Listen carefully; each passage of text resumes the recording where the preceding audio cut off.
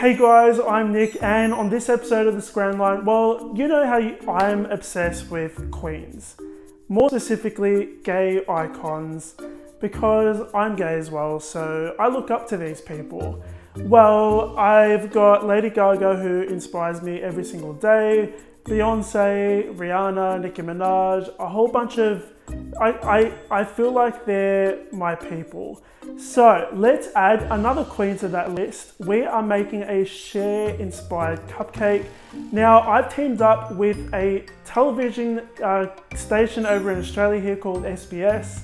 They asked me to make a Cher inspired cupcake because she's going to be at the Sydney Gay and Lesbian Mardi Gras this year.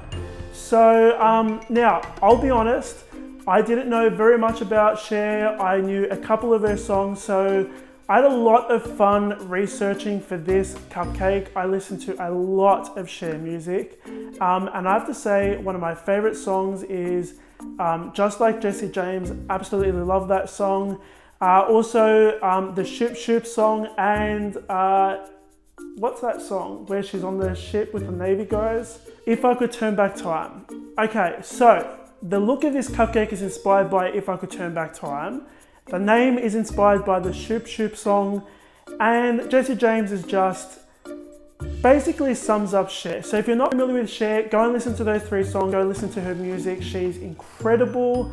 Let's get stuck into it, guys. Before we do, thank you to SBS for giving me this challenge. Okay guys, so we're gonna start off with the cupcake. So pop your flour, sugar, cocoa powder, bicarb soda, salt, food safe activated charcoal powder. Now you can grab this at your local health food supply store, or you can grab it online like I did. Just Google it.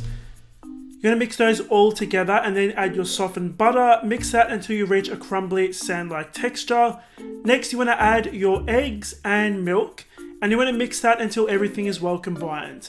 You're going to scoop your batter into your cupcake liners, filling them up about 3/4 of the way. Then you're going to bake these for about 40 to 50 minutes. Once they're baked, cool them completely before frosting.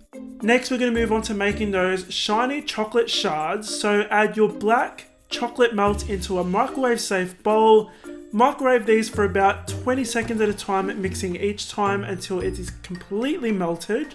Now I've just got a little bit of acetate here. You can grab this from a craft store. I'm going to tape it down onto my workbench. I'm going to pour those black chocolate melt on top. Use a large spatula to spread it out nice and thin and evenly. You're going to let this chill at room temperature. Then I've got some edible glitter or shimmer dust. You can use either one. I got this from my local cake supply store. I'm just going to sprinkle a little bit on there. Use a food safe brush to brush it on evenly.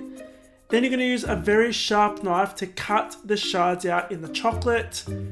Add some more of that activated charcoal to your buttercream frosting. So my chocolate buttercream frosting, I have the recipe for that on my website. Mix it until it's well combined. You're going to use a large Wilton 8B piping tip to frost your cupcakes in a swirl before you stick those chocolate shards on top. And guys, that is pretty much it.